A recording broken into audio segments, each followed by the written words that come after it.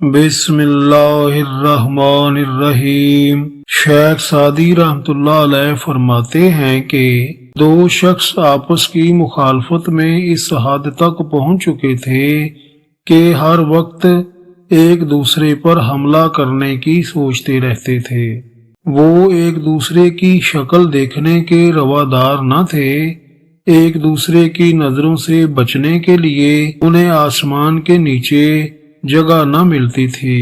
ان میں سے ایک شخص کو موت نے آ دبوچا۔ اس طرح اس کی زندگی کا پیمانہ چھلک گیا۔ اس کی موت سے دوسرے شخص کو بہت خوشی ہوئی۔ کافی عرصے کے بعد زندہ بچ جانے والا شخص فوت شدہ شخص کی قبر کے پاس سے گزرا تو اس نے دیکھا کہ جس متکبر شخص کے مکان پر سونے کی پالش ہوئی تھی آج اس کی قبر مٹی سے لپی ہوئی تھی۔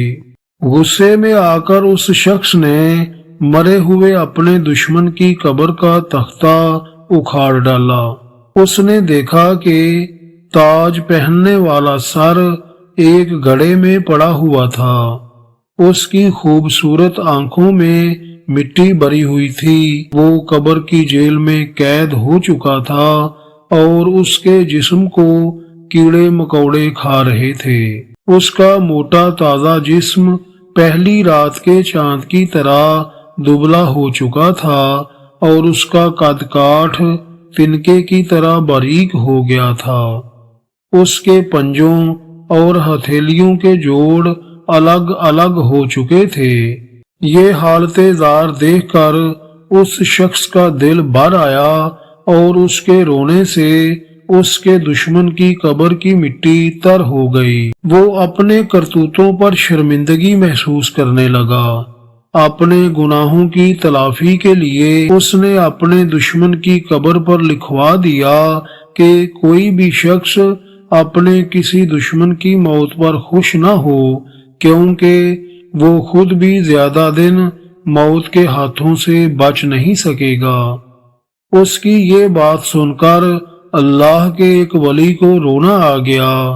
وہ ولی اللہ کی بارگاہ میں عرض کرنے لگا، اے قادر مطلق اللہ، اگر تو نے اس شخص کی بخشش نہ کی جس کی حالت زار پر دشمن بھی رو پڑا تو تیری رحمت پر بڑا تعجب ہوگا۔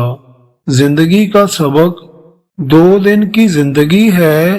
ہم سب کو موت آ کر رہنی ہے۔ کوئی نہیں جانتا کہ موت کب آ جائے۔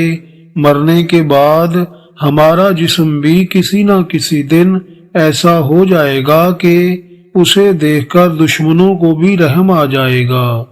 اس زندگی میں ہمیں کسی بھی چیز پر غرور اور تکبر نہیں کرنا چاہیے۔ اس کے علاوہ ہمیں دوسروں سے عداوت و دشمنی رکھنے کی بجائے سبھی سے محبت کرنی چاہیے اور دوسروں کی ہر وقت خیر مانگنی چاہیے۔